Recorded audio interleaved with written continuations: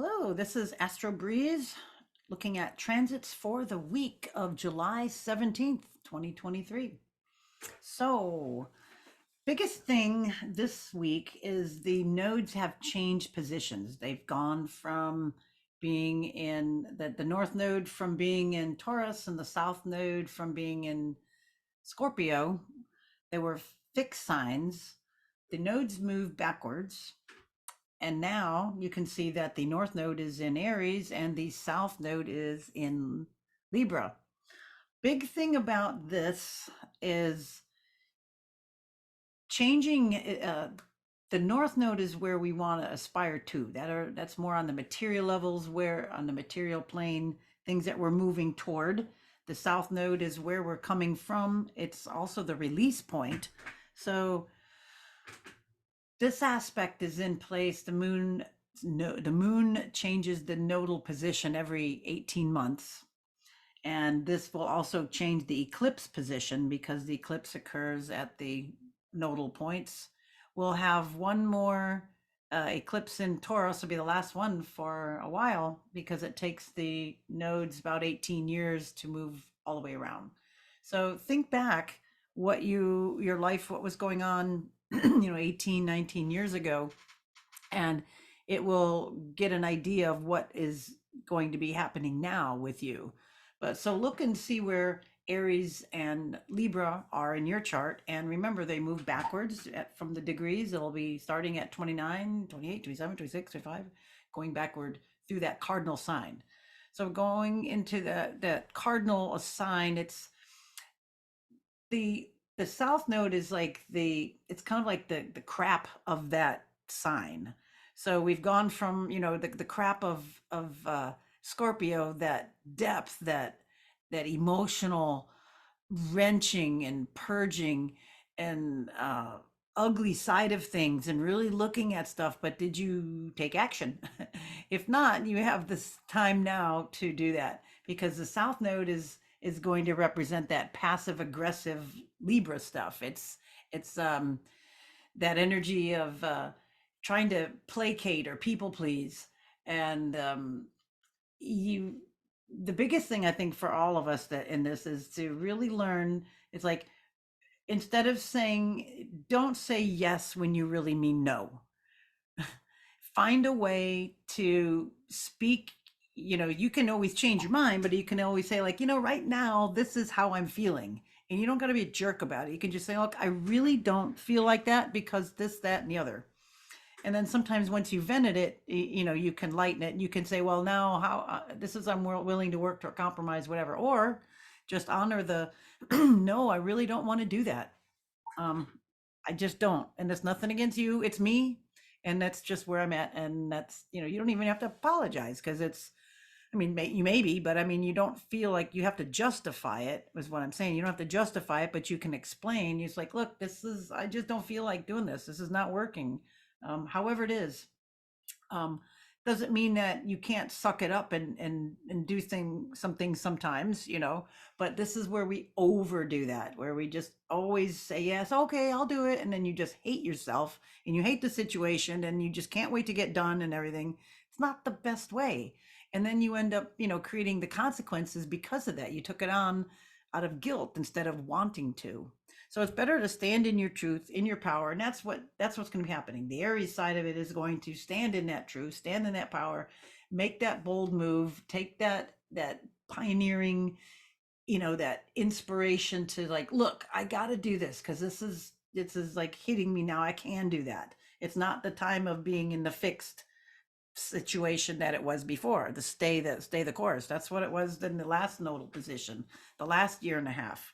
So this next year and a half, I think the north node into Aries is getting us ready for some of these Aries aspects that we're going to have. We're going to have, in 2.5 or 2 years, we're going to have Saturn move into Aries. And in about that time, like 2025, Neptune moves into Aries. So, and Neptune's going to be there a little bit longer. Saturn's there every 2.5 years. So we're going to get a little taste of, these outer planets moving into Aries. We already had Uranus in Aries, which was very interesting. Anyway, that's kind of one of the big things that's happening that's happened. Okay, so here we are. This was like Monday, Tuesday. Here's today. A lot of moon aspects, but what one interesting thing we're coming into, things Wednesday is on Thursday. We kind of floating in here.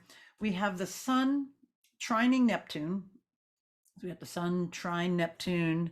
That's nice. That's a nice aspect. It kind of arouses your inner idealism. It gives you a stronger, all of us, I'm sorry, it gives us a strong desire to understand a deeper, maybe more spiritual level of reality, maybe emotionally and intellectually. It might be a good time to go off by yourself to think or meditate. Use that sun energy on that, on that spiritual side. You may get more in touch with your intuition, more inner flashes of something on a mystical level, or some spiritual experience maybe heightened by this transit. So use this time to open to the divine, to commune on a higher level with the spiritual nature of things. What's the right side of things, how to get clear in your life about that, how you can stay connected to the spiritual side of yourself. What else about this? That's a big part. Maybe be careful of any idealistic romanticism. This is daydreaming, or like, oh, isn't that person wonderful? And they're really not. You may not be seeing it perfectly, with a little taintedness on that. But you could also, really put some nice energy into your loved ones. Make sure it's that, rather than a devoted or a doting or a devoted sort of a thing. Doting good, devoted no. um yeah, so that's that. It's kind of getting ready for some other odd aspects. And now we've got Mars over here, have to spoil the party. Mars opposing Saturn. Well, we could use that to structure, or to get energy to structure things. Mars in Virgo, maybe getting that card catalog going for your drawers, or your putting those things in order, putting it together, having that energy to dissolve and get rid of all that old stuff. Pisces and Saturn in Pisces. It could be irritating a little bit. You might need more patience to kind of get that going. Watch out for irritability. You got Mars and you got Saturn. Anything stirring up anybody, getting a little bit more angry or annoyed. Watch out for that. People putting you into a little power struggle, because we got Mars opposite Saturn, trying to guilt you. Well, if you have all that energy, why don't you fix my blah blah blah blah blah, whatever, why don't you? So, just watch that. Also, it could illustrate, or you can kind of, instead of, if somebody guilts you in something, you tend to hold that inside and not, say, hey, don't guilt me, or like, I'll get to it, or whatever. Like, you don't have to do that. Just ask nicely or whatever. So really make it, if some comes up, this is again part of that nodal thing. Also, it's like, how can I say this in a nice way? Not just hold it in and get all ticked off about it. How do I say that? And then, be careful, because you don't want to be lonely or cut off either. But sometimes that time, lonely, it's just what you do with it. It's like, oh, maybe I can have some peace inside my head for a little while. Okay, so that's kind of interesting. And then note, that there was, when was the last conjunction of this? Now it's opposition, Mars and Saturn. So you could be, completing certain projects. That might be good. Okay, when is this? Thursday. Then we move into the Sun opposing Pluto. There's twice a year there's an odd, Sun Pluto aspect. In the wintertime, it's a conjunction, because, the sun goes around in a year. So it's going to make the conjunction to Pluto, which is intense day, Sun conjunct Pluto. And now it's opposition. So, Sun opposite Pluto, it's kind of intense. It could be intense encounters with others, or circumstances which could reveal a lot of things in your life that you've maybe chosen to ignore. Pluto, Sun there, maybe shining light on it. It could also, you could have power struggles with others. right? Power, struggle, others, Pluto, opposition, power struggle, especially people in authority. Ew, right? Which you might have to stand up for your position, when if that's the case. Um, well, and that could be, there's like some really interesting things in a collective, that happens to be at that critical angle, right? That critical degree. We got that 29 degrees because it's so much wanting to be in the next sign. So it's hanging there. It's for both of them. So it could be like attitudes. You can only create conflicts, or you might lose, because you're creating a conflict. So be careful of that. You have to. You might want to get to the bottom of something, but do it discreetly. Maybe you can air your grievances, just like but just the way you do it. You don't have to do it with anger and like I said, with gritted teeth. Take some deep breaths, and it's like, you'll probably forget this soon, hopefully, unless you're Scorpio. Um, but take some deep breaths, get to the bottom of it. How can I say this nicely? My goal is to solve this, not to have an ego battle. Okay. So right at the end of this, then we have the sun moving into Leo. Um, Yay. But just when the sun moves into Leo, right, we got that time of year. It's in the fixed sign. It's like the middle of that season. It's that fixed energy. It's that fixed heat. That intensity of the sun, I should say, going right in the middle of that time. Um, and then what was I gonna say? Oh yeah, and then Venus, now you can see Venus is stationed. It's in Leo, and it's wherever you see the S, that means it's still, it's stationary. It's about to turn retrograde. So Venus retrograde, 40 days, 40 nights. Yeah, and it's in Leo, so it's going to go back through that area of Leo. So bringing back those issues from the heart, that creativity, that being on stage, saying what you need to say, um, having your values. Do I need this? Do I want this?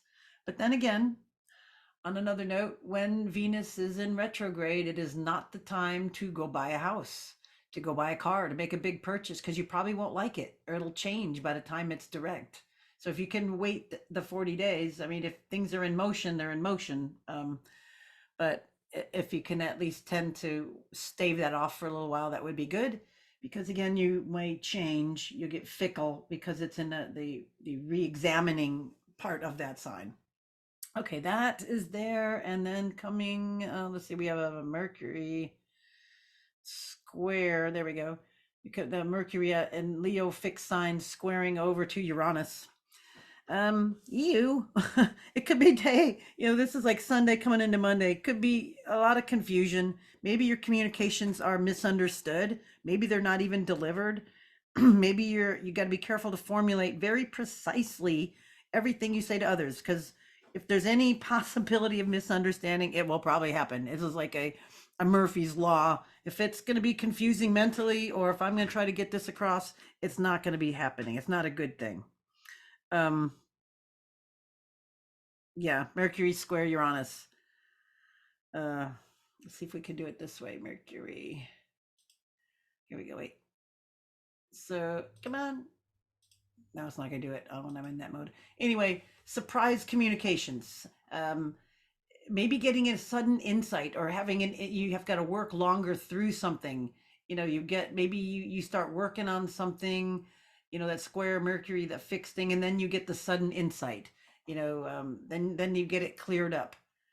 um Maybe communications could be take a sudden turn also, with that. So watch your communications, watch the um suddenness of something. Maybe put in that mental structure, because they're in that fixed area. You could have that energy and that insight to put in that. I like to try to change squares into something good as much as possible, because they are so rough a lot of times. Use any of that suddenness, sudden ideas, maybe, to make positive changes. All right, so that's this week. Thanks for listening. Bye for now.